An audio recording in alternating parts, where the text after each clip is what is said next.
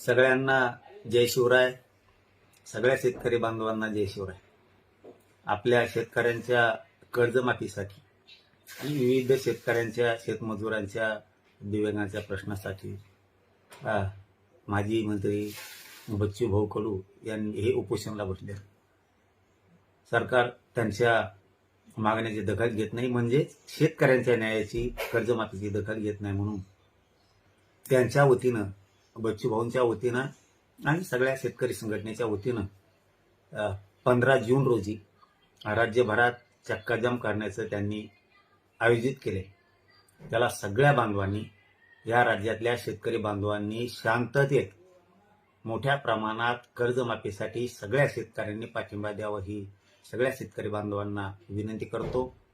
आपण आपले जे रास्ता रोकोचे चक्काजामचे शांततेत करायचे ते स्पॉट ठरवा. आमचा गोदा पाट्यातला पैठण फाटा शहागड इथं ठरलाय. गोदा पाट्यातल्या सगळ्या शेतकरी बांधवांनी जात पात धर्म सगळं सोडून शेतकऱ्यांची कर्जमाफी व्हावी म्हणून सगळ्या शेतकरी बांधवांनी गोदा पट्ट्यातल्या पैठण फाटा इथं मोठ्या संख्येनं उपस्थित राहू, ही सगळ्यांना विनंती करतो.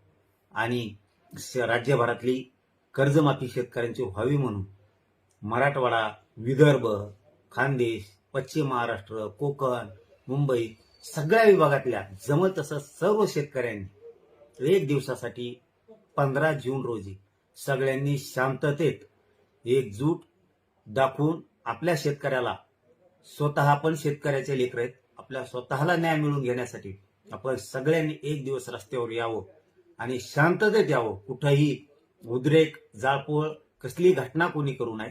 सगळ्यांना विनंती आहे की आपण राज्यातल्या, महाराष्ट्रातल्या सगळ्या शेतकऱ्यांनी ताकदीने एकजूट दाखवा आणि आपली कर्जमाफी करून घेण्यासाठी एकत्र या, ही सगळ्यांना विनंती करतो.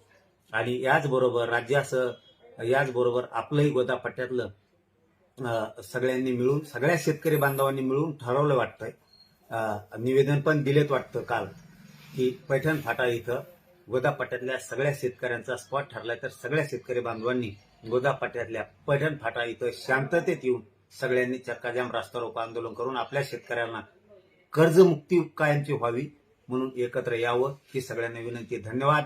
सगळ्या शेतकरी बांधवांना जय शिवराय.